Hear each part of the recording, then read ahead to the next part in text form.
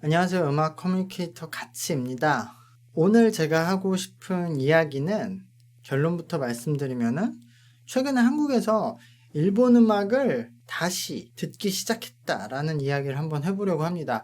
이 이야기를 하려면 우선 한국에서 일본 음악이 어느 정도 소비되고 있는지를 말을 해야 되고 뭐 그 이유에 대해서도 좀 설명을 해야겠죠. 근데 제가 이 얘기는 가끔 했었고 한국 지상파에 소개되었던 일본 음악을 정리해서 말씀드리는 시리즈를 했었어요. 그래서 그 1편을 보시면은 한국에서 일본 음악을 언제는 들었고 언제부터 안 듣기 시작했는지 그리고 그 이유가 뭔지를 좀 설명을 해놨으니까 그 영상도 한번 참고해 보시고요. 그걸 제가 지금 간단하게 좀 줄여서 말을 해보자면 우선적으로 일본에는 아직도 제가 야후재팬 기사들을 보면은 뭐 한국에서는 일본 음악을 트는 게 법적으로 막혀 있어서 일본 음악을 틀지 않는다 뭐 이런 얘기들을 하고 있는 것 같은데요. 제가 그 시리즈 영상 때도 말을 했지만 그것은 좀 잘못되어 있다. 80년대 초반부터 한국에서 활동하는 일본 가수들도 있고 일본어로 노래를 부른 적도 있고 일본 음악들이 꾸준히 소개되고 뭐 지상파 방송에도 나왔어요. 그러니까 애초에 법이 그렇게 돼 있으면은 단 한 곡도 나오지 못해야 되는데 한 곡이라도 소개됐으면은 이미 그 법은 없다는 거죠. 근데 한 곡이 아니라 굉장히 많은 곡들이 소개됐었고 그래서 제가 그 영상에 모아서 올려놨던 건데요.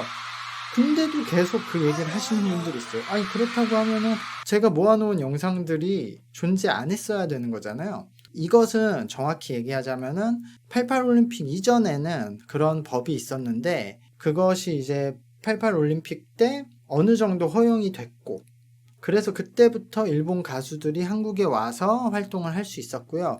특히 2002년도 월드컵을 같이 개최하면서 그렇게 부분적으로만 허용됐던 게 한일 문호 개방이라는 이름으로 다 법적으로는 허용이 됐죠.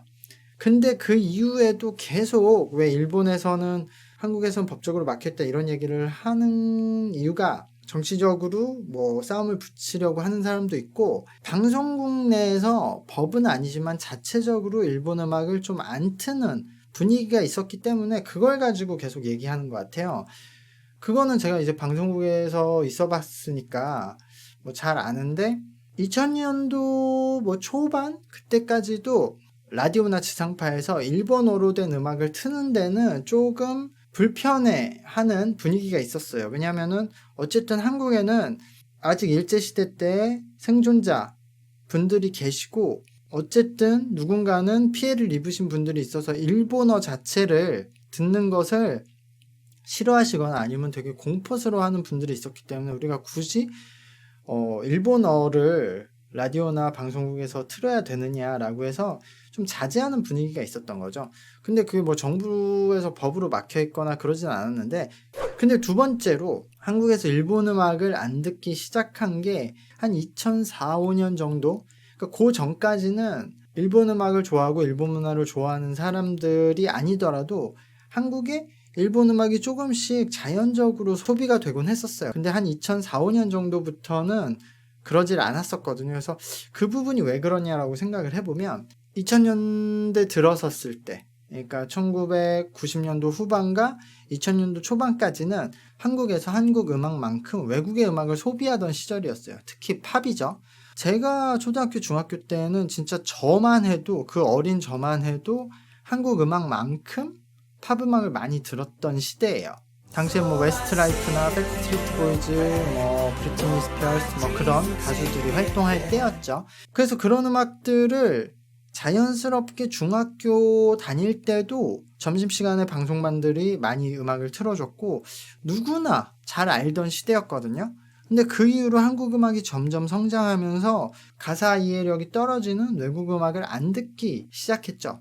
예전에는 뭐 한국 음악을 6, 70% 소비하고 나머지를 해외 음악을 소비했다면 그 이후에 거의 한 90% 이상? 95% 이렇게 한국 음악을 소비하기 시작했거든요. 왜냐면 이제는 팝을 굳이 들을 필요가 없다. 근데 그것과 맞물려서 일본 음악도 좀 소비를 안 하게 된 거예요. 그러니까 굳이 일본 음악만 소비를 안 한 게 아니라 전체적으로 한국 음악 소비가 엄청 늘었고 거기에 팝도 소비를 안 하게 됐고, 그러니까 팝보다도 더 적은 소비량이었던 일본 음악도 거의 소비를 안 하게 된 거죠. 제가 중학교, 고등학교 때는 그래도 밴드부에서 일본 음악을 자연스럽게 접하긴 했어요. 그 당시에는 엑스제팬이나 뭐 라르캉시에 루나씨 이런 밴드들이 활동하던 시기였고 전성기였기 때문에 고등학교 밴드부에서 그런 일본 음악들을 소개하고 라이브로 하기도 했었거든요. 근데 그 이후에는 점점 고등학교 밴드부들도 한국 음악만 하기 시작했죠. 하더라도 90년대에 있는 팝이나 아니면은 90년대 그 엑스제팬이나 라르크 앙실 같은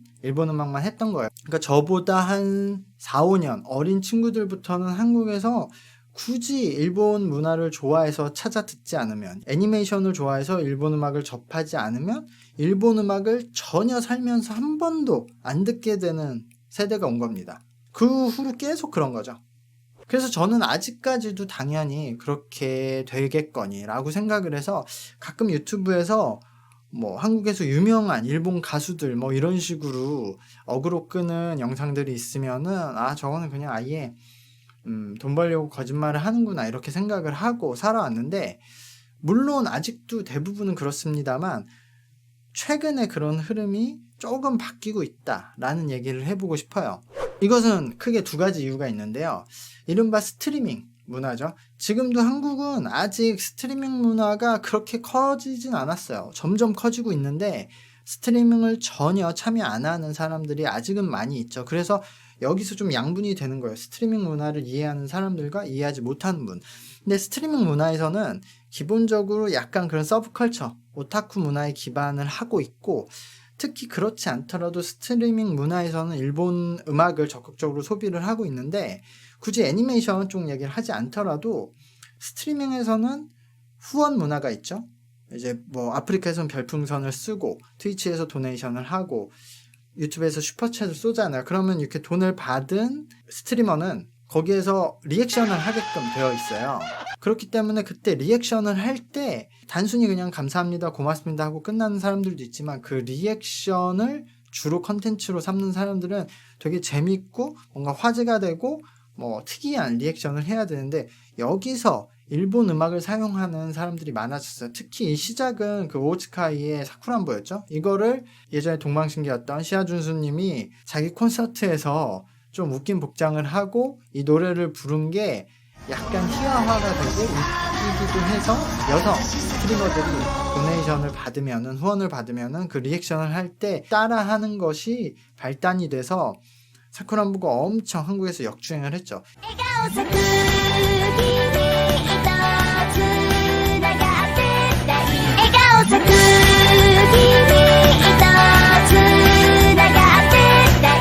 이거 예전에 야후자팬에서 한국에서 왜 사쿠란보가 갑자기 역주행을 했는지 뭐 장문의 칼럼을 쓴 걸 봤는데, 이 어르신분들은 스트리밍 문화나 이런 거 후원 문화를 전혀 모르니까 뭐 되게 꼼꼼하게 장문의 글을 쓰셨는데 다 이제 헛다리 짚었더라고요. 결국 이거 그냥 스트리밍, 그 도네이션하고 그 리액션을 하는 문화 때문에 역주행을 한 건데, 이 문화를 이해하지 못하면 현상을 제대로 볼 수가 없죠. 어쨌든 그래서 이 노래가 굉장히 잘 됐고, 그 이후에 여성 스트리머들이 또 다음 곡을 그런 일본 문화에서 찾다 보니까 스트리밍 그런 문화에서는 일본 음악을 굉장히 많이 소비하고, 사람들이 뭐 이 곡 전체를 알거나 이 곡에 관심을 가지는 건 아니지만 어쨌든 이 노래를 들으면은 어떤 노래인지는 알고 있고, 그 중에 어떤 사람들은 그 곡이 좋아서 찾아서 듣고 이렇게 소비를 하기 시작했던 거예요. 꼭 일본 문화나 애니메이션을 좋아하지 않아도 그런 스트리밍에서 일본 음악을 듣기 시작했다가 첫 번째. 그리고 두 번째는 이것도 마찬가지인데 바로 틱톡 세대가 탄생했다는 점이죠. 한국에서는 틱톡이 굉장히 점유율이 낮아요. 아직도. 일본은 제가 아주 예전부터 그래도 틱톡을 좀 쓰고 있는 거를 알고 있어요. 10대들부터는. 그러니까 저희보단 빨리 틱톡이 보급됐고 점유율이 높아졌는데, 지금도 일본도 뭐 틱톡을 쓰는 사람 안 쓰는 사람 나뉘긴 하지만 그래도 틱톡을 어느 정도 쓰고 있고, 일본 음악이 틱톡에서 굉장히 소비가 많이 되고 있죠. 근데 한국은 틱톡 점유율이 굉장히 낮은데, 어쨌든 지금 한국에서 틱톡을 쓰는 대다수가 10대들이다.